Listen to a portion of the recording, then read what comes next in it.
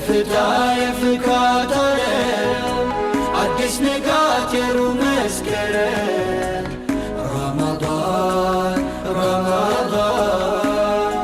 አገናኘን በፍቅር ዳግም የአንድነት የህብር ቀለም የከፍታ የፍካት ዓለም አዲስ ንጋት የሩህ መስከረም።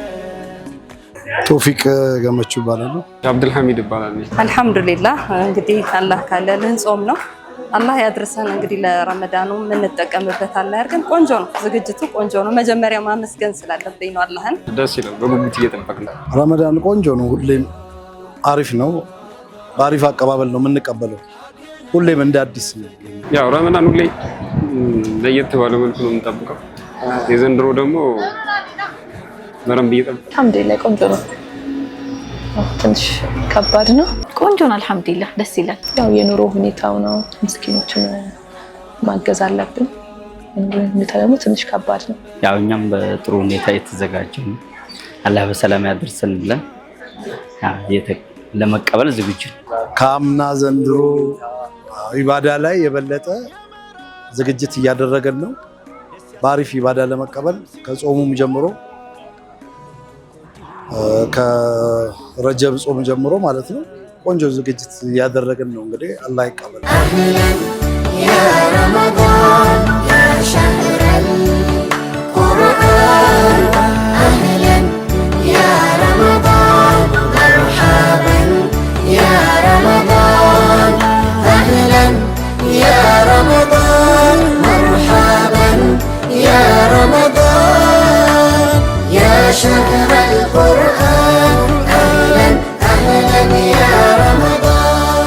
ረመዳን መጾም የጀመርኩት በ7 እንደዛ አካባቢ ልጅ ሆኜ ነው። ያው ግን እንጾማለን ይባላል።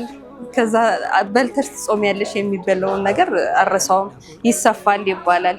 ጠዋት እስከ 6 ሰዓት ጾመሽ ከዛ በኋላ ምሳ ቤና ደግሞ ነገ ደግሞ የሚቀጥለው አንድ ላይ እየተሰፋ ነው የምትጾሙት የሚባለውን ጊዜ አረሳውም። ሙሉ የጀመርኩት 9 ዓመት ተማሪ እያለሁ ነበርና ትምህርት ቤት ልጆች ሸንኮራ ምን ሲበሉ ሁላ እኔ ጾም እና እናቴ ናት ያስለመደች። በዚያ ቀን ረመዳን ያው እንደማንኛውም ሰው በ7 ዓመት ምናምን ነበር እናታችን ተለማምደን የነበረው። ከ7 ዓመት ጀምሮ ሞካከር ነበር። አስታውሳለሁ 7 ዓመት ነበር እና ደስ ይል ነበር በልጅነት። የመጀመሪያ ያው ግማሽ ላይ መብላት አለ። አንዳንዴም ያው ጠዋትም ላይ እንሰብረዋለን። 7 ዓመት ይቅርታ 7 ዓመት ነበርኩኝ። ያው ግማሽ ቀን እያል ነበር ምጾሙ። አሪፍ ነበር። ያው ደስ ይል ነበር። ከጓደኞቼ ጋር ፉክክር፣ እነሱ ጾሟል እኔም ጾማለሁ። እንደዛ ነው። ሻውቻለሁ ጾማለሁ። ፍጣር አካባቢ ተምር እየሰራሁ ከበላል።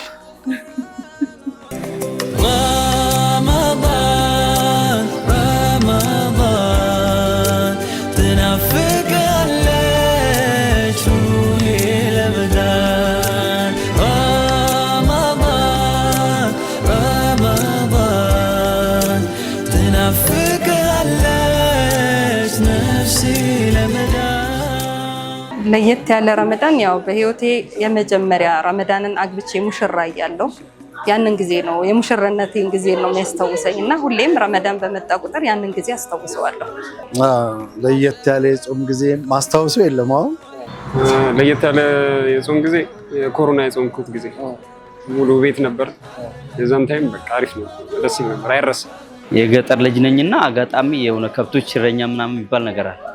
እሱን ከብቶችን እየጠበቅኩኝ ጾመኛ ነበርኩና አጋጣሚ በጣም ዋጠም እና አጋጣሚ የሆነ ሰው ሲያልፍ እንዲህ ኃይለ ውሃ ጀሪካን ይዞ ነበር። እዛ ኃይለ እንዳይታወቅ ነበር የዛኔ ከሱ ስጠኝ ውሃ ጠምቶኛል ምናምን ብዬው ከጠጣሁት በኋላ ጾመኛ መሆኔን የዛኔ ነበር ከጠጣው በኋላ ነው ያስታወስኩት። ለየት ለገጠመኝ ያው ረመዳን ያው የሆነ ኢቨንትፉል የሆነ ወር ነው። በጣም በብዙ አይነት የቤተሰቡ የሚኖር ኢባዳውን በጣም ብዙ ደስ የሚል ነገር አለውና ለየት አለምለው የለኝም። እንደ ልብ ወዳጅ ሌት ተቀን ተናፍቃ እንደ እናት ጉርሻ በስስት ተጠብቃ ምድሩን አፍክታ ሰማዩን አድምቃ ብቃለች ጨረቃ። ስምንተኛ ክፍል እያለሁ የነበርኩት ረመዳኖች በጣም ቆንጆ ነበር። የምኖርበት አካባቢ በጣም መወደው ሰፈር ስለነበረ መስጂዱ ጀማዓችን ቁርአን ቤት ላይ ነበረው በጣም ደስ ይል ነበር እና እሱ ነው ማለት የምችለው። አዎ አፍጥር እስከ 1 ሰዓት ተኩል ምናምን ያመለጠኝ ጊዜ አለ። በሆነ ስራ አጋጣሚ ሆኖ ያው ምግብም አላገኘንም ነበረ።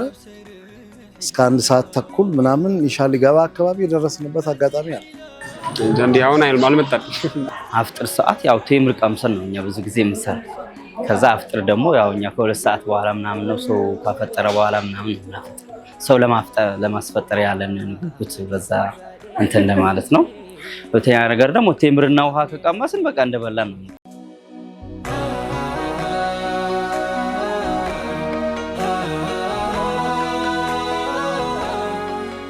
እሱ በጣም ከባድ ነው። በአዱኛም በአኪራም የሚያገኙት መጥፎ ነገር ነው። ቢጠነቀቁ ይሻላቸዋል። በቴምር ትንሽ ከበድ ይላል።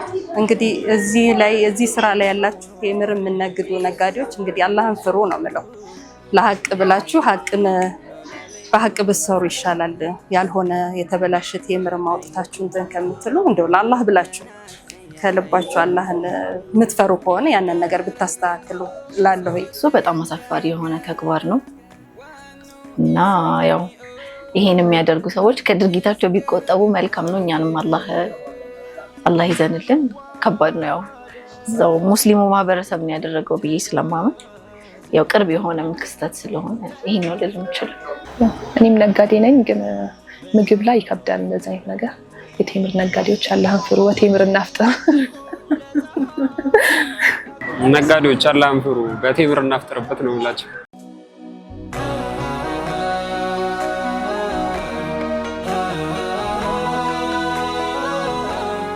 ለመላው ሙስሊም ወንድሞቼ እንኳን አደረሳችሁ። ለ1447ኛው ዓመተ ሂጅራ ረመዳን አደረሰን። ረመዳኑን እንግዲህ የምንጠቀም አላህ ያርገን። ጨርሰንም ለሚቀጥለውም ረመዳን አላህ ያብቃን። ተጠቃሚዎች አላህ ያርገን። የመላው እስልምና እምነት ተከታዮች እንኳን ለረመዳን ለ1447ኛው በሰላም አደረሳችሁ እላለሁ። እንኳን እና ረመዳን መጥቶ ተጠቅመውበት ከሚሸኙት ሰዎች ያርገን።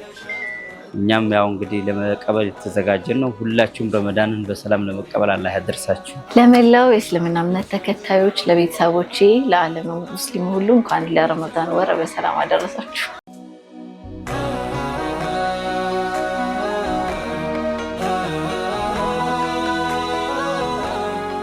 እሺ እኔም አመሰግናለሁ። ሽክራን አመሰግናለሁ። እሺ ቴንክ ዩ። ሁሉ እናየዋለን።